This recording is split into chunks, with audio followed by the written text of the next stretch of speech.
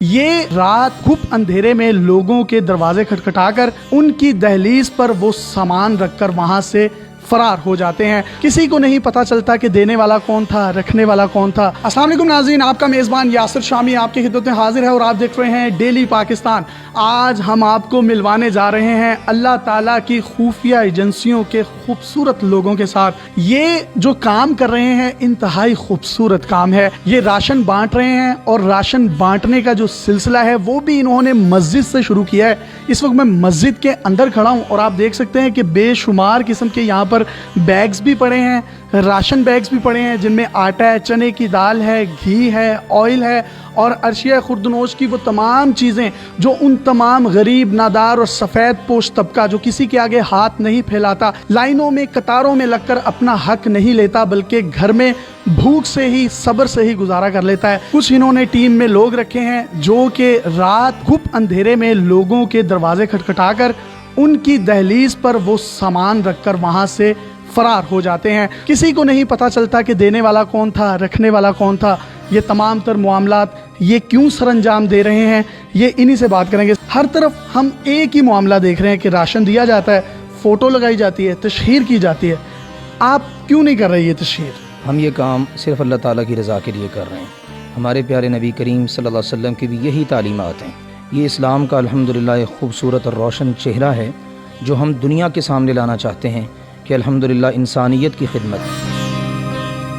میں یہ بھی آپ کے سامنے واضح کرنا چاہتا ہوں، ہم اس میں صرف مسلمانوں کی ہی مدد نہیں کر رہے، مسلمانوں کے گھروں میں ہی راشن نہیں پہنچا رہے، بلکہ ہر انسان کے گھر میں راشن پہنچانا ہمارا یہ مشن ہے۔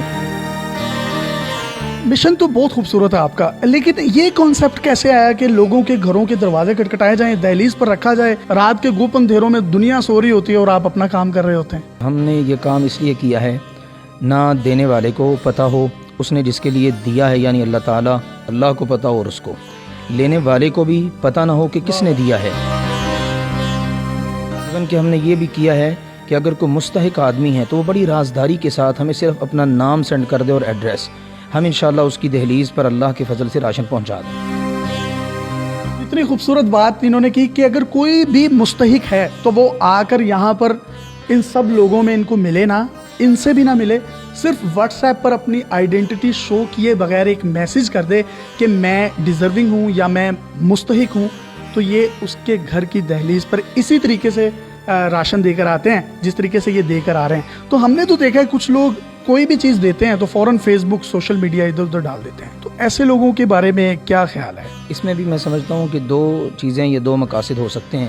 ایک تو ہے کہ دیگر لوگوں کو ترغیب دینا، اگر تو اس مقصد کے لیے ہے تو انشاءاللہ انہیں اس کا اجر ملے گا، اور اگر صرف انسان یہ چاہے کہ میں اس میں شو بازی کر لوں یا لوگوں کو بتاؤں کہ میں نے یہ دیا ہے، پھر اس میں اس کے لیے اجر نہیں ہے، اور یہ شریعت مطہرہ کی نگاہ کے اندر بھی یہ کوئی اچھا اقدام نہیں ہے۔ اچھا، مسجد کے اندر آپ نے تمام سامان رکھا ہے، ظہر اور عصر کی نماز کے درمیان جو گیپ ہوتا ہے 3 سے 4 گھنٹے کا، اس میں مسجد کے اندر بیٹھ کر ہی ان کی ٹیم کے کچھ لوگ اس سامان کو پیک کرتے ہیں، سلیقے سے رکھتے ہیں، ان پیکٹس کو گاڑیوں میں ڈالا جاتا ہے، گاڑیوں کی ٹرانسپورٹیشن کوسٹ بھی یہ خود بیئر کرتے ہیں اور اس گھر تک اس کھانے کو پہنچا دیا جاتا ہے۔ مسجد میں سیاست ہوئی، نبی کریم صلی اللہ علیہ وسلم مسجد میں بیٹھ کر ہی سیاست کیا کرتے تھے۔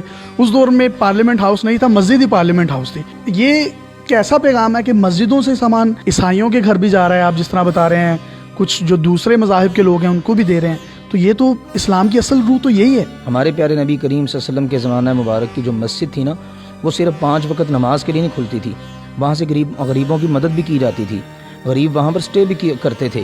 اور اگر میں یہ کہوں کہ سب سے پہلا قرنطینہ جو تھا وہ مسجد نبوی تھی، تو اس میں بھی انشاءاللہ کوئی مبالغہ نہیں ہے۔ سیدنا سعد رضی اللہ تعالیٰ عنہ زخمی ہوئے تو ان کے لیے مسجد نبوی میں ہی خیمہ لگا تھا، بھوکے لوگ آتے ہیں مسجد میں ہی آتے ہیں، وہیں سے ان کی ساری سہولیات ان کو مل رہی ہیں اور ضروریات ان کی پوری ہو رہی ہیں۔ تو مسجد کا مقام جو ہے نا اسلام میں وہ وہی ہے جو آپ نے ذکر کیا، سیاست بھی وہیں پر، معیشت بھی وہیں پر، معاشرت بھی وہیں پر، یعنی ایک مسلمان کی زندگی کا A to Z مکمل جو ہے نا نظام زندگی وہ مسجد کے ساتھ منسلک۔ کسی کا پردہ رکھنے کا خیال کیوں آیا کہ یار اس کو بس میں پردے میں رکھوں، اگر میں کسی کو دے رہا ہوں اس کو بھی نہ پتہ چلے میں کون ہوں، لینے دینے والے کو بھی نہ پتہ ہو؟ اصل مقصد ہے کہ لوگوں کے گھروں میں راشن پہنچ جائے۔ اپنا نام ذکر کرنے سے کیا ملتا ہے؟ آپ تک یہ تمام چیزیں کیسے پہنچتی ہیں؟ کیا بزنس ہے آپ کا؟ کوئی بزنس نہیں ہے، ہم خدمت کرتے ہیں الحمدللہ۔ تو لوگ دیکھتے ہیں ماشاءاللہ. ہماری ایک ٹیم ہے اللہ کے فضل سے, یہ ٹرسٹ ہے اصل میں, اس میں بہت سارے لوگ منسلک ہیں, وہ اپنا اپنا حصہ سب سے پہلے ڈالتے ہیں. لوگ تو اپنے ٹرسٹ کی اتنی تشہیر بھی کرتے ہیں, آپ نے تشہیر بھی نہیں کی, ہم نے تو آپ کو ڈھونڈ لیا, اسٹنگ آپریشن بھی کیا. یہ ایک شخص نے مجھے کال کر کے بتایا کہ ہمارے محلے میں کچھ لوگ اس طرح سے کرنے آتے ہیں, اور یہ 3-4 محلوں میں 3-4 گلیوں میں یہ واقعہ 2 دنوں سے ہو رہے ہیں کہ کوئی راشن رکھ کر چلا جاتا ہے. اس کے بعد فائنلی ہم نے اپروچ بھی کیا, اور ہم نے آپ کو یہ میں آن ریکارڈ بتا رہا ہوں کہ ہم نے چھپ کر کچھ ویڈیوز جو ہیں یہ شوٹ کی تھی. ہم نے آپ کا پردہ نہیں رکھا, ہم نے صرف پردہ نہ رکھنے کی وجہ یہ ہے کہ آپ کا میسیج ایک اچھا چلا جائے, کہ جو لوگ کسی کو کچھ دے کر انسٹاگرام یا سوشل میڈیا پر اس طرح کی پوسٹ لگا دیتے ہیں تو اس سے ان کی عزت نفس ڈیفینیٹلی مجروح ہوتی ہے. کیا کہیں گے آپ؟ ہم نے صرف یہ ٹرسٹ ایک قائم کیا تاکہ لوگوں کو ایک جگہ اکٹھا ہونے کا موقع ملے.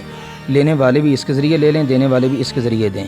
دینے والوں کو نہیں پتا کہ آگے لینے والے کون ہیں, اور لینے والوں کو بھی نہیں پتا کہ دینے والے کون ہیں. تو اللہ تعالیٰ نے ہمارے دل میں یہ بات ڈالی کہ ایسا پلان کیا جائے, رات کے اندھیرے میں لوگوں کے, ہمارے پاس ہمیں شناختی کارڈ ہیں, ان پر ان کا نمبر لکھا ہوا ہے, ہم کال کرتے ہیں, پہلے جا کے سروے کرتے ہیں, دیکھ لیتے ہیں ان کے گھروں کی حالت, پھر اس کے بعد رات کے اندھیرے میں جا کے خاموشی کے ساتھ الحمدللہ ان کی امانت ان تک پہنچا دیتے ہیں. بڑے پردے میں اور بڑے ہی پردوں سے یہ بڑا خوبصورت کام ہو رہا ہے, اور ہم سب دنیا میں جو ہیں وہ بالکل ننگے آئے تھے, لیکن جب شریعت محمدیہ آئی تو اس نے ہم لوگوں کو کفن دے دیا, ایک پردہ دے دیا, ایک عزت دے دی. تو پردے کا مقام آپ یہیں سے اندازہ لگا لیں. سب کے پردے رکھیں کہ آپ کا میرا بھی پردہ رکھا جائے. اپنے میزبان کو اجازت دیجیے, دیکھتے رہیے ڈیلی پاکستان.